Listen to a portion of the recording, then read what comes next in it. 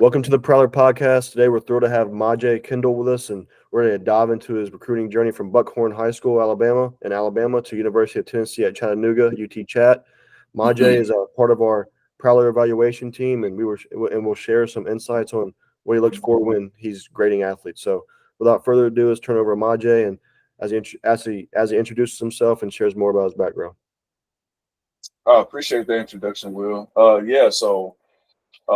been on the Prowler team since March, April? Since about the beginning of this year. Yeah, beginning of this year. And it's been an exciting journey, just learning about the platform and everything that they plan to do with the platform and when the process is growing. So I'm excited. And so a little bit about myself. So I played ball at Buckhorn High School under Coach Michael Jackson, Go Bucks.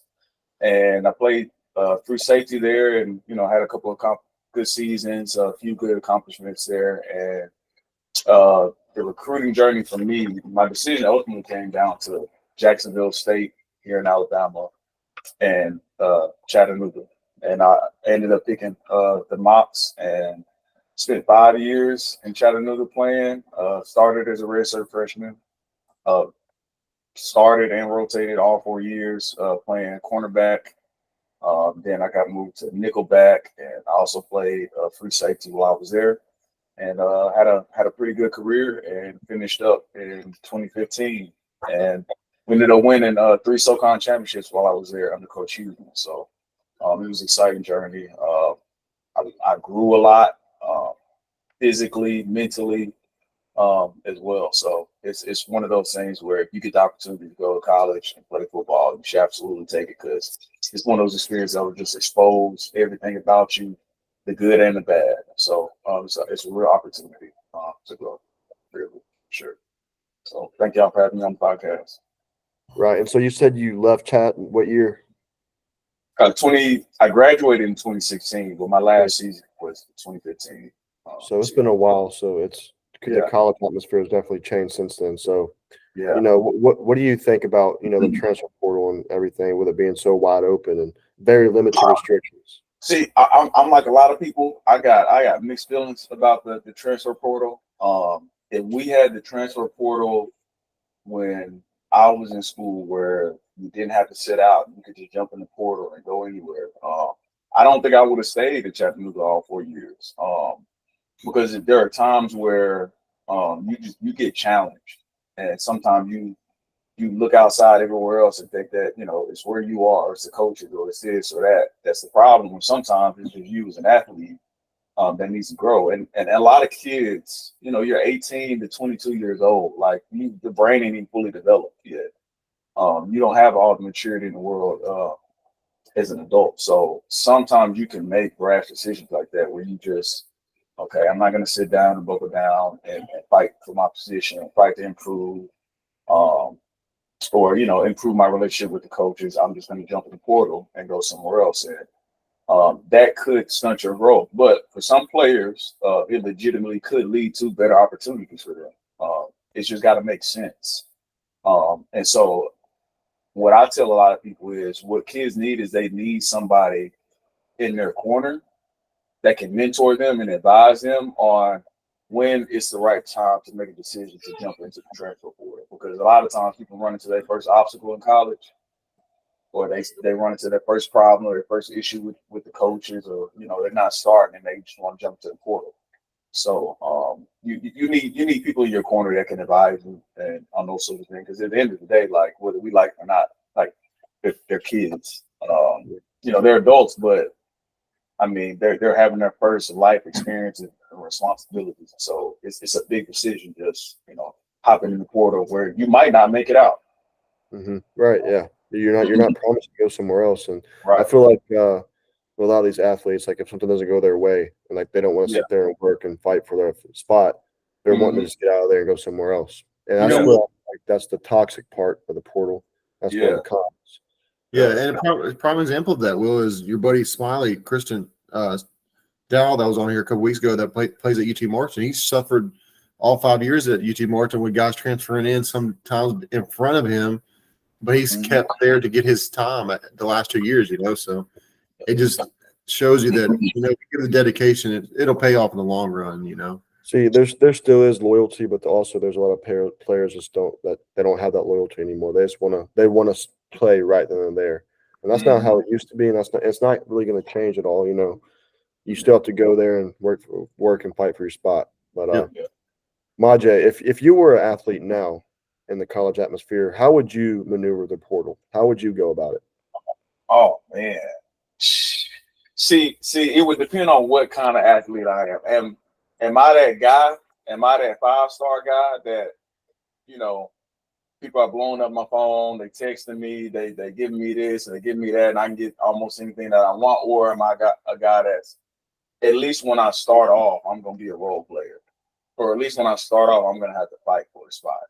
And I think that the way that you engage with the portal can be different depending on the leverage that you hold as a player. So if I was, where I was coming, I went to FCS school, so D1 AA. So if I was that type of player going to college, my mindset right now, I would leave the portal alone I wouldn't even think about jumping into the portal for at least 2 to 3 years. It takes you a full year to go from high school to college and learn a college defense. Where like in high school, a lot of programs, at least back then, were like run a cover 2, cover 3, and maybe some match coverages. And making that adjustment where you're understanding the intricacies of the game, adjusting to your body change, your body growing, and being responsible for yourself, like that takes at least a year just before you actually become a college football player. So I would go in with that mindset, like I'm not even going to think about the portal or touch the portal for at least like 2.5 years. And then we'll see where I'm at. Like, do I have it? I've been 3 years. Do I have a chance to play? All right. I understand the defense. I built relationships. I've done things right. Can I play? Do I have a chance at least to compete for a position? If so, then I don't need the portal. Like I'm just going to say, if not, and coaches are just bringing people in front of me, then I need to look somewhere else. I mean, because how many athletes enter the portal each year now and never play football again? Mm-hmm. It's a big issue. And it's a risk. It's a big risk, especially if you're not already a starter. Correct. And that goes back to what you were talking about earlier, Maje, is if you're not that guy or if you haven't grown into that guy, because there's been several 3-stars I've seen transform into a 5-star at the end of his career. We've seen those guys do that. Heck, Will's got a buddy that just transferred from Central Arkansas to University of Cincinnati. He's going to be their starting outside linebacker this year. And he wasn't no glamorous guy coming out of high school, but he got to a spot and grind, and now he's got this opportunity to play at a Power 5 school, and so that you just need someone in your corner to advise you and take the right steps along the way, especially nowadays with the college atmosphere.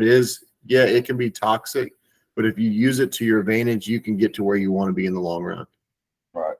You see, we talked with Jake, and he was like, that he would recommend that to everybody, going to FCS school, D1, playing and developing, grinding, getting bigger, faster, stronger, getting your grades right, and then entering the portal and then going to a Power 5 school like Cincinnati.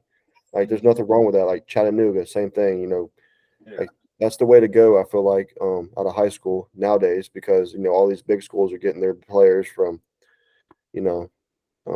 all these other schools, and now they're talking about taking like away walk-ons. So now it's really all just going to be big players on all these big teams. So why not go to a smaller FCS school, grind there, and then transfer out to a bigger school? And you talked about them taking away walk-ons. We didn't even mention NIL like coming into the equation. Like you got the transfer portal, and then you got NIL factoring into these decisions where it's like it's not even just about football or academics or the program. It's also about like the green. How much can I get? Yeah, how much can I get? Yeah, I feel like it's all about money now too, and like we talked about it before on this podcast. You used to go to college for play college football, to get to the league to make that money. But now go play college ball somewhere and make all that money, more money than you can make more money in college football now than you can in the NFL. Right. It's like a good Well, quarterback. I mean, it's just like high school ball's got NIL coming to it now. How many kids are about to move to Tennessee, Georgia, and Florida because you can get paid to play high school ball? Yeah. Tennessee You got just those academies. Think about those academies and the players that they're going to draw into the state now. yeah. I mean, a school in Chattanooga just got voted the #1 athletic school in America, Macaulay. They got voted the #1. Oh yeah, Macaulay. Yeah, we had some ball in the chat from Macaulay. Yeah, yeah, they got some ballers. Yeah, Macaulay. Yeah, they do. But no, I mean, there's nothing wrong with NIL. There needs to be restrictions, but I mean, these players go out there and they play it. They're risking their career playing football.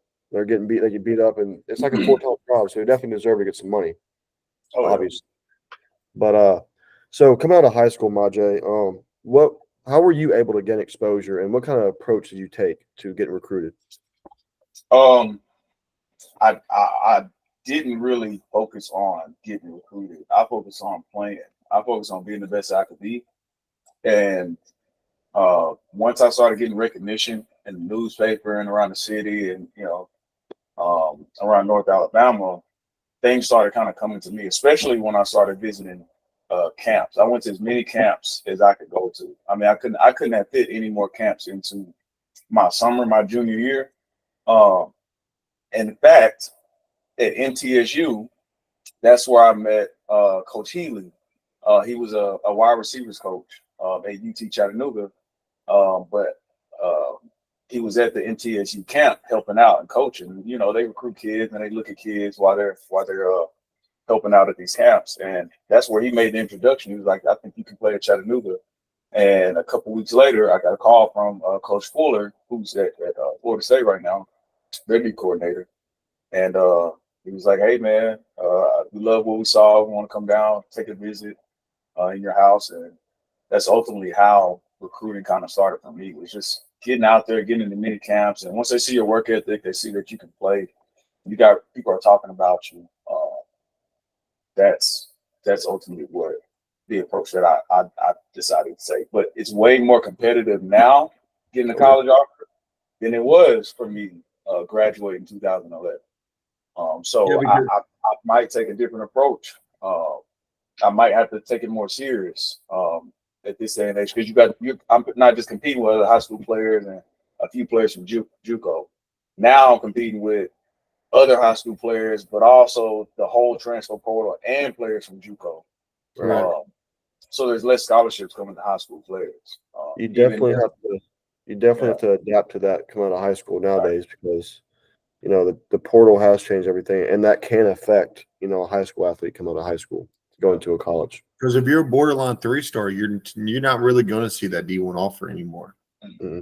No, you're going to have to go to a lower FCS school or a D2 school and grow and get that opportunity. And there's nothing wrong with that at all. There's nothing wrong with doing that. It's nothing wrong with that journey at all. I mean, look at Josh Allen. Josh Allen's one of the premier quarterbacks in the NFL, and he didn't start off at no D1 school. Started at JUCO and then got a walk on at JUCO at that. So.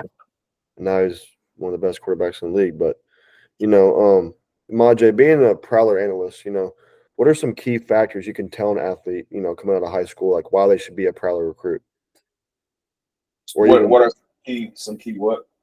Factors, you can tell an athlete, like some key things you can tell an athlete on why they should become, a Prowler recruit. On why they should become a Prowler recruit? Yeah. Simply because you want to get as much exposure as you can. Because your competition has become, it's a lot more competition now. I mean, you're competing against so many more athletes, and it's not even you're competing against guys that actually have college experience now. You're not even just competing against high school athletes.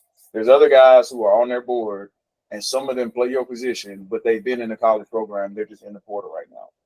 And so when you've got that type of competition and you're not a 4-star, you're not a 5-star, you need to get as much exposure as you can and get in front of as many coaches as you can, because a guy that would have gotten 10 offers before the portal was here might get 2 or 3 now, just because it's easier for some programs to just go out and pick a guy out in the portal and plug them into their program if there's a shortage somewhere. So you want to maximize the number of opportunities, the number of people who see your film, the number of people who are talking about your name, And so if you got a relationship with Prowler Recruiting, that just does just that. It gives you exposure, and it gives you that name recognition, and people are building a brand for you, talking about your social media presence. And if the right people see your film or they see your face and they see, okay, this kid's got character, you'll get that scholarship. You'll get that opportunity.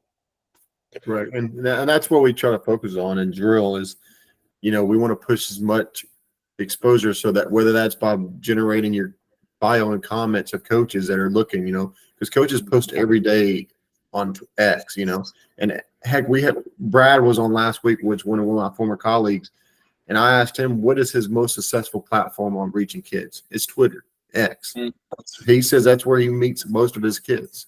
And most of the kids he meets on there is the ones he's going to attend their games on. And he said he wants a kid that's constantly bugging him, that's on his radar. Granted, he's at a Division III school, but that's still going to carry on a up chain, So it's when we generate our AI tool in the system for the X, it's not just populating, comments, it's populating messages, and it's creating that, and you're constantly staying on the coach's radar.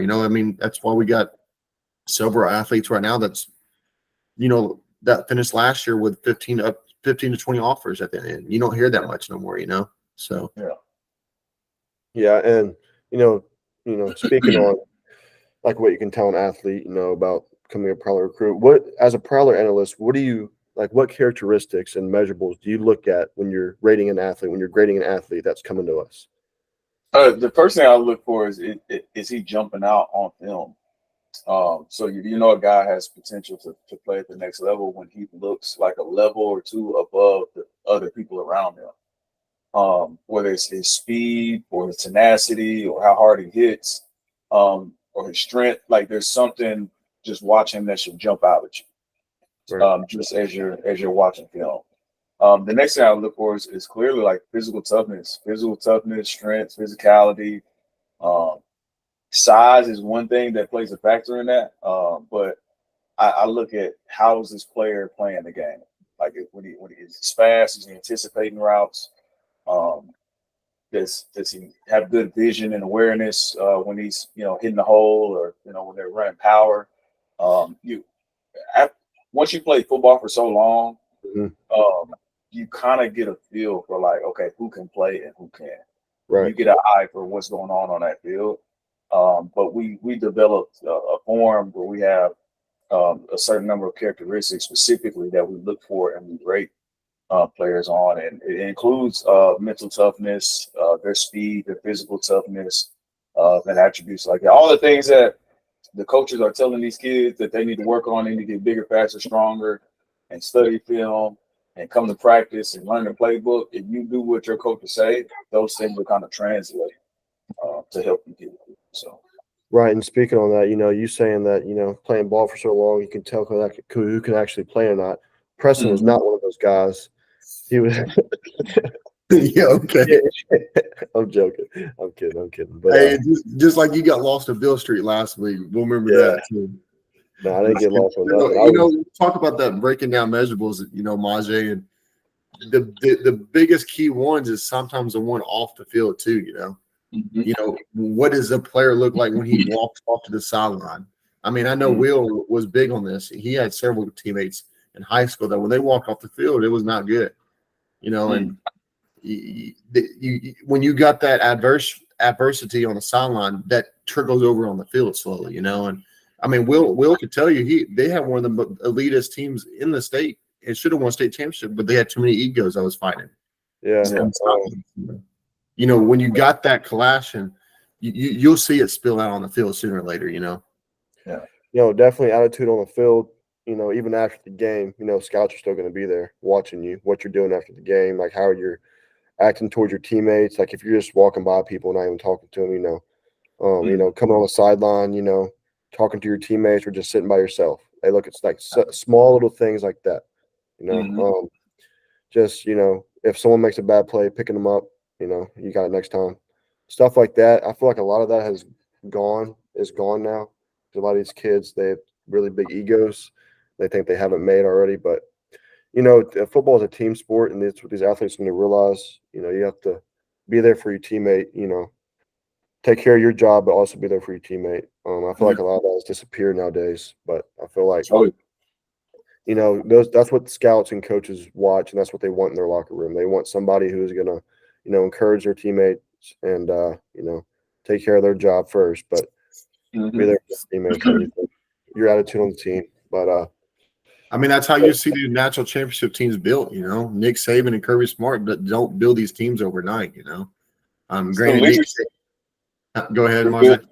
Through good leadership. That's what it's about. At the end of the day, like you want a guy that's going to be a good leader, and there's some good leaders and there's bad leaders too. I've been like you talked about with Will. Like I've been on teams where there's been poor leadership. Where like this is one of our best players. People look to him, but his attitude is so messed up that it sucks the life out of the team. Yep. I've also you see that you see your leader down, right? Your leader acting up. Oh, we're done. Shit, we're done. But it's just all part of it. You have to have good leadership on a team to win games. Like you can have the best team in the state, and even if you don't have good leadership, then if you don't have good chemistry and bonding, it's not going to happen. And we've seen that firsthand. But there's Tennessee's like one of the biggest states in football. You got Florida, Texas, all these like big like states that are really good in like high school ball. But like Tennessee, that 1 year, Preston, that like Ensworth, that one guy who was going to Tennessee, he was like an athlete, and then you had that dude that went to LSU. Like there was really good talent coming up through my years of high school, and what was that kid's name to LSU? He played baseball and football, Preston. He was like Markevius. No, he came out of India. We had a great team, but there was so much talent, and in a way, it's the coaching too. The coaching has to be good too in a big way. And to put, they got to check that. I mean, Maje, they had three running backs in back-to-back years. They had Will, and then before him with Jabari Small and then Tyler Beatty. So they had like 3 Division I running backs all together. And you got all those egos, and then you got guys behind them also thinking they deserve a shot. It just kind of, you get rubbing knuckles a little bit. I mean, but that's part of it. When you go to elite school, you're gonna have to fight for your spot. But no, my junior year, the senior class, we had like 10, 15 kids go sign D1. Yep. And like if you have that many kids, how are you not going to win state? It's just it's pretty crazy. But like we talked about, going to a lower school, and with the portal how it is nowadays, going to a lower school, grinding, on and off the field, you can get to that bigger, D1 FBS school, Power 5 school, and that's what we want these kids to realize. You don't always have to go right away to a big school, and because if you do that, if you're not getting the playing time, and if you're not getting, the reps, then you're not going to get better. And yeah, you're sitting there watching it and learning, but you have to be out there doing it to get better, and all that stuff. But last thoughts, Maje, on the current world of sports with the current environment of the transfer portal appearing to be more like free agency, but mainly NIL. How can this be challenging for a young high school athlete to maneuver? It can kind of be confusing, especially if you don't know what's important to you. And the thing about being a young athlete is sometimes you're still trying to figure that out. Like, what's the most important thing? So sometimes you have people in your ear saying, coaches are gonna use you, so you got to use them, get the most out of this that you can. And then another part of you might be like, well, I really just want to go and I want to play and I want to work hard and I want to contribute to the team. I want to make it to the NFL and make the best pass. So it can be a lot of competing voices, whether they're internal or external, coming into play for an athlete now, especially with Neil coming into play. And then you got the transfer portal. It's almost like you can get paralyzed by the number of options that you have in front of you as athletes. So again, to me, it goes back to having good mentorship, have a good relationship with your coaches, because a lot of times they'll tell you what's best for you. What I think should happen is I think that what I'm seeing happen is there's agents and representatives for certain athletes that have meal deals, and some of these athletes that are getting these meal deals don't have that type of representation. So like if I'm going to the NFL, I get an agent. You don't have to get an agent, But I signed with the agent, and that agent represents me. He advises me. He's familiar with the league and how things are done and the customs and what the best thing might be for me and as a pro football player. But when you get to the college level, that's not as prevalent.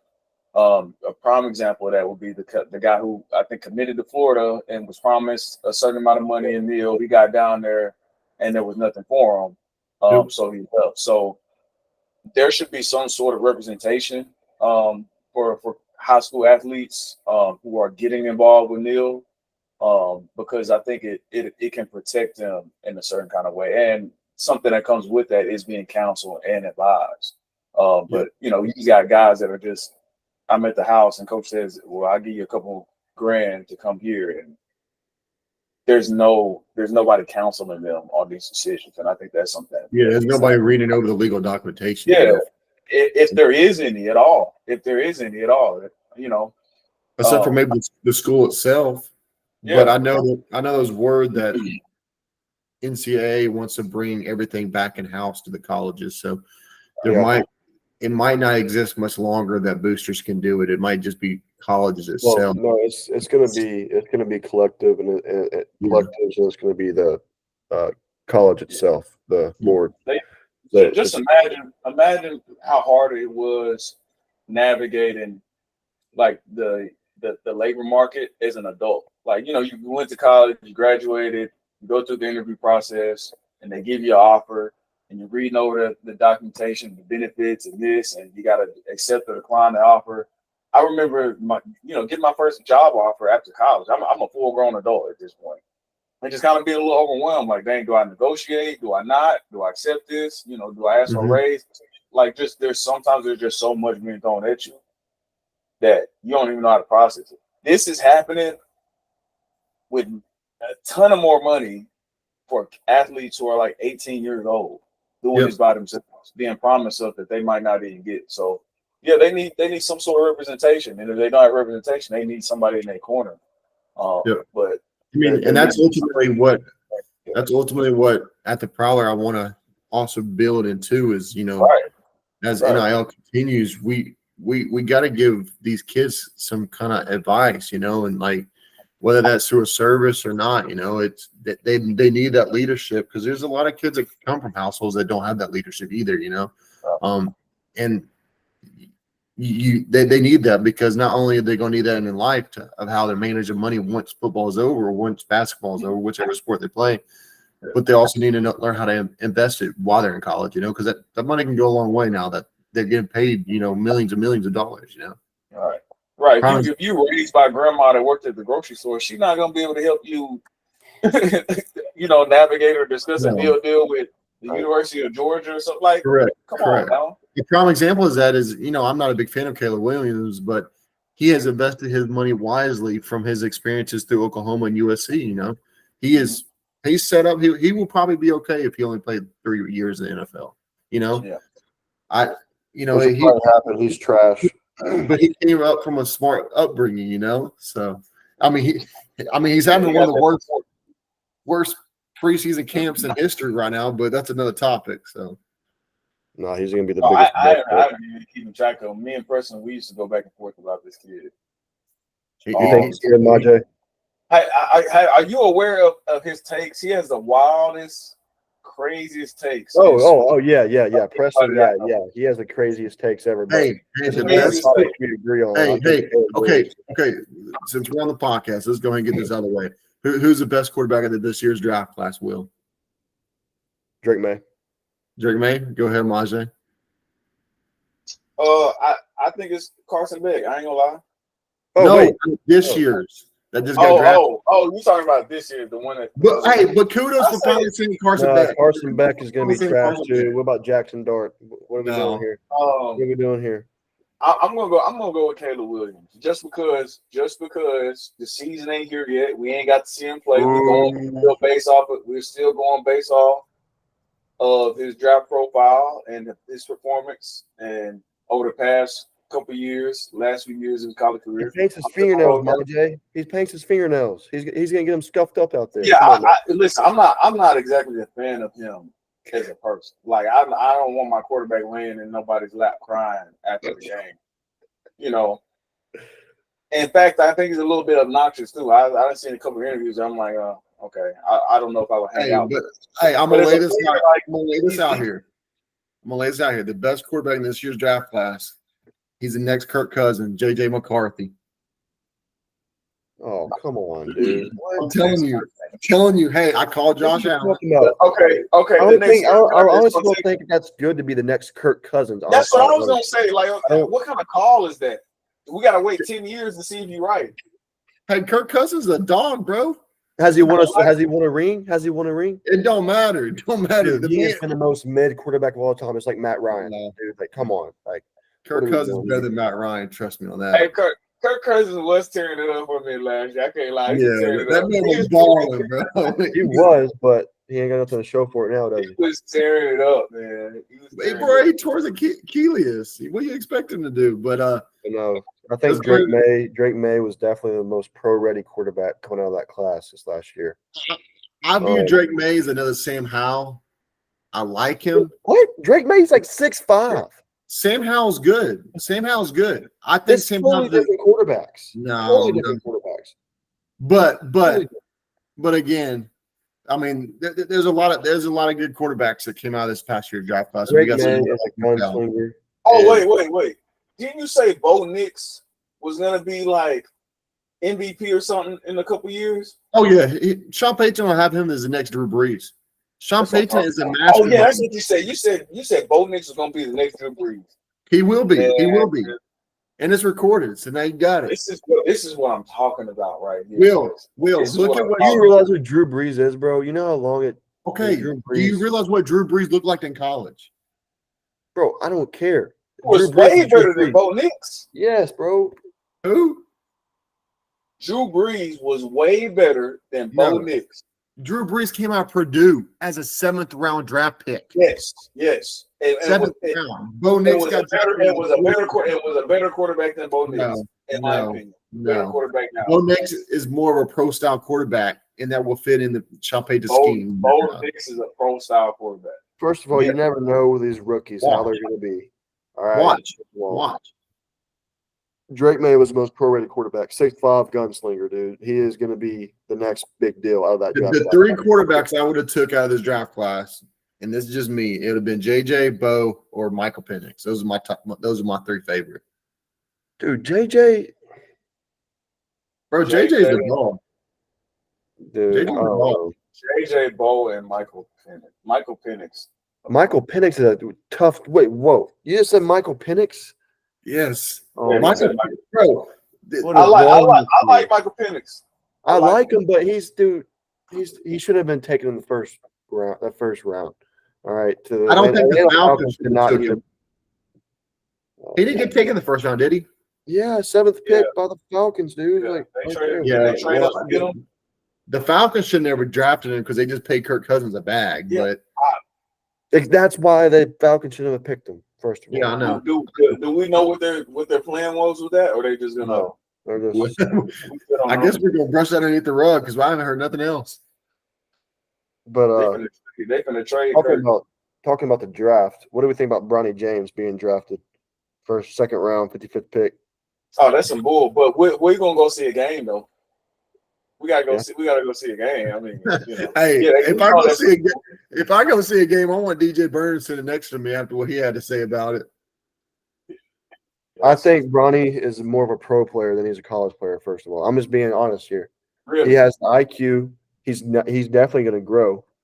He's a very smart guy. He doesn't give a shit about what any of these people say. First of all, he can retire right now, and he won't have to play another game in his life. He has all the money he needs. First of all, he's doing it to play ball. So, I just think it's a little unfair because you got guys like DJ Horn and DJ Burns that went undrafted.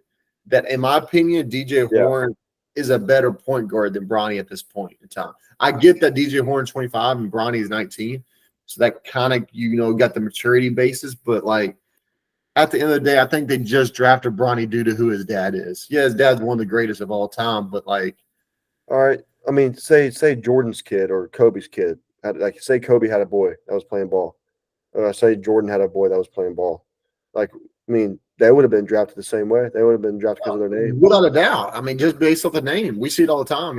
I mean, I feel like the NFL we haven't seen it as much because Jerry Rice had his son drafted in this past year's draft class, and he got drafted. He's going to be tough. He's going to be tough. Yeah, Brendan Rice is going to be good. I like Brendan Rice. I like Brendan Rice a lot, but that's another example. He didn't get hyped up a lot. I kind of feel like Bronny's been a little overhyped. He has been, but I mean, it's LeBron's kid. Of course, Bryce is. I think Bryce is going to be a lot better. Yeah, it's LeBron. Like, but Bryce is going to be a lot better. The dude's already like 6'6". He's already, Bryce is going to be a dog. Bryce is going to be a dog. I just don't like that politics are kind of controlling, who gets drafted. Yeah. Like Shador Sanders is going to be like, Yep. Shiloh, they're all going to be the same way. It's because they have Deion's blood, Now, I love Shiloh. I think Shiloh's going to be outstanding. Yeah. I think Shador's got a little. Shador, he's tough. Shador, he's pretty tough. Shador's pretty tough. He's physical, but I don't like his arm capability. Dude, I think he's. Do you think Shiloh's going to get drafted? Yeah, I think Shiloh get drafted. Shiloh's going to get drafted. I mean, Deion's saying both of them top 5. He did say that. He did say that. He's saying both of them top 5. And he said about Shiloh is his worth ethic. Like, Shiloh was not as premier as a star as Shadir was, and Shiloh's got a lot of upside he's grown into the past few years. But yeah, politics is definitely. I mean, it's always politics is everywhere, man. The real world, like work, sports especially. Heck, I told Maje the other day, and I told someone else that I can't stand to watch the Heisman Trophy anymore because I just feel like it's nothing but a political control thing. Because, in my opinion, the past 5 years have not been the true Heisman winner. Will Anderson should have won it that year that Bryce Young won it. Bryce, dude, oh my God. Preston, it's the best player in college football that year. Bryce Young. The best player is not always a quarterback, bro. You know how effortless Bryce Young made it look out there? Bro, he made it effortless because of his receivers, Henry Ruggs, Jalen Waddle. Do I need to keep going? Yeah, this is what I'm talking about, Preston. Dude, this is. Do I need to keep going? I think we lost Maje. There he is. I lost my connection a little bit while I was about to go in on you. But this is what I'm talking about right here, Preston. The takes that you make, especially against Alabama players, I don't appreciate that. I don't appreciate the Tua takes, the Bryce Young takes. I can understand the Tua. Like, you can say what you want about Tua, but Bryce, first of all, he made it look so effortless. Player.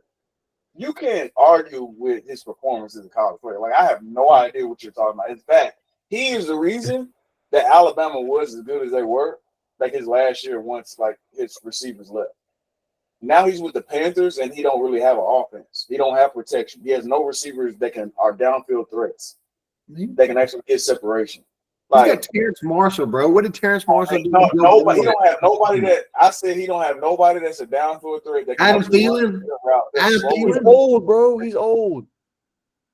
Man, they're all slow, and he don't got protection.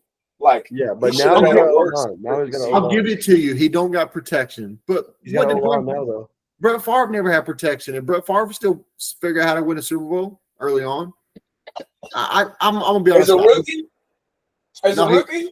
Third year, I'm pretty sure. Oh. Okay, that's not a rookie. I don't care. I'm just not a big fan of Bryce Young. Give Bryce a chance. The man's 5'10", look like my son out there running around right now. What was Drew Brees, Preston? Drew Brees was 5'11". Drew Brees only got one Super Bowl, and let's arguably say the reason he got that Super Bowl that year is because that defense was elite. Drew Brees is elite, but Drew Brees ain't in the category with Aaron Rodgers and Tom Brady and all of them. Bro, it's Drew Brees, bro. What are you talking about? He's not scratching that surface. First of all, no one's in the conversation with Tom Brady. All right, it's Tom Brady, then it's everybody else.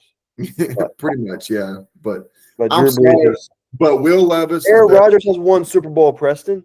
Oh, what'd you say? What'd you say about Will Levis? He's gonna win rookie, the most valuable rookie in the NFL or something. He would if he would have started last year. But they started Daniel. Ryan Tannehill over him. He had some good. I'm not saying he didn't play good. I'm not saying he didn't play good. I'm not saying he didn't play well. But that was a hot take. That was a hot take that you was going on. Look at how he had 2 or 3 good games. He had 2 or 3 good games, man. He had about 2 or 3 good games. Yeah, he kind of fizzled out and he threw like 5 picks one game. I don't know what happened, but it wasn't no offensive rookie of the year season. No, it wasn't one of them. He wasn't even top 3 quarterbacks in my opinion. I mean, you're crazy, bro. Will Levis is about to light up the league this year. You got Richardson. I think was better than him. Bryce, I feel like it's better than him. Didn't perform better than have better rookie year, but is just a better talent. I'm just going to go ahead and ask the audience what you're smoking tonight because I need some of that. I feel like I need someone on. I'm the only one that is really down to earth. Now you can say Anthony Richardson had a better year than Will Levis if Richardson would have finished his year. I would validly agree with that. But Richardson did not finish the year. If we look at overall who showed the best, and Will Levis didn't start the year. So where we at? Yeah, exactly. That's why that's why Will Levis didn't win the Rookie of the Year. But Will Levis slowly progressed through the end of the year. Titans fans saw promise at the end of the year from him. And now they got those weapons coming in for him. Will Levis never had a single weapon at Kentucky. Let's get real. He's at Kentucky. Yeah. Okay. And he made a name for himself. Let's put Bryce Young at Kentucky and see what Bryce Young would have done. We would never know Bryce Young as he is now. He would have balled out too. No, he wouldn't have. Bryce Young would have been a bum. He would have been the guy. He would have been the guy scrubbing my tire at the tire shop the other day. Jackson Dart's winning the Heisman next year. All right. That's what I'm talking about. Jackson Dart's winning the Heisman. Hey, I'm just saying. As somebody who played quarterback, like it really irks me that you cannot appreciate the talent of Bryce Young. Like that, objectively, like just him by himself, isolate him from the rest. Hey, Preston probably tells everybody he played quarterback. Preston probably tells everybody he played quarterback. That's probably what he does. Man, come on, man. Hey, you're supposed to be able to spot that type of talent, man. Bryce Young is good. I like it. But I don't think he's going to be an NFL elite quarterback. I just don't see it. Did you see what he did this year without running around, dude, just chunking the ball? Bro, that's only going to last so long. I mean, I love Lamar Jackson to death, but the man has not been able to win a Super Bowl yet, and he should have one. He's won MVP twice now, bro. What are you doing? But get a Super Bowl. Get a Super Bowl. Oh, my God. That's my thing. I just don't think of Aaron Rodgers won Super Bowl. How long has he played? I was just about to ask that. I was just like, come on, man. Do you know how hard it is to win a Super Bowl? Oh, I know. That's everybody's argument for a player that's good but just hasn't won a Super Bowl. It's like, I mean, but like they only give out one every year. Okay, I know, but look, we talked about that. Dan Marino never got one, and we don't even put Dan Marino in the same conversation with Joe Montana. What are you talking about? Yes, they do. Dan Marino's talked about every single day. He is talking every single day, but Roger Staubach had more Super Bowls than he did. All right. That's a good reason why that shouldn't be your metric. It's not my metric. I love Lamar Jackson. I think Lamar Jackson. You talk trash about him all the time. I talk trash about him because I think he should reevaluate his scheme of play sometimes. Because I think if he did, he would see that he could see more. One example. Patrick Mahomes. Patrick Mahomes is, but he's smarter. Patrick Mahomes is smarter than Lamar. Watch his IQ and watch the receivers he has to throw to. And it's nowhere near the same as what Lamar has. Lamar has better receivers than Patrick. Okay, Patrick might have a better tight end. Patrick might have a better tight end. Who's he? He's got Zay Flowers, but he was a rookie last year. Who else has he got? He had Odell last year, but he's washed now. Oh, I agree, but I'm just saying he had better rookie talent. Who did Patrick have to throw? MBS? Travis Kelce? Cantling? He had what's the dude that dropped like Rashid Rice? No, Kadarius Toney. Yeah, Kadarius Toney. Yeah, Kadarius Toney. How many did he drop? Yeah, like I don't know. I'm a big fan of. I don't like Patrick Mahomes off the field, but the dude on the field is like another Tom Brady. His IQ clicks just like that, and he knows where to throw the ball and get rid of it. He don't take shots that he don't deserve. That's what I think has made him a Super Bowl quarterback more than Lamar at this point. I really do. Yeah. Oh no, but we'll wrap it up here. We don't need to argue anymore about this crap because Preston's takes are pretty interesting, and I like to see what he's on every single day. I need some of that. But thank you, Maje, for taking your time to come on and share your knowledge about with other athletes, and thank everybody for tuning into the Prowler Podcast. And look forward to continuing to expand your awareness of our platform, and look forward to partnering with those who are serious about playing their sport at the next level. So, our weekly quote is, no matter the circumstances that you may be going through, just push through it. Ray Lewis. And so, as always, Prowler up, and thank you again, Maje, for coming on. And Preston, get smarter, buddy. Sure. All right.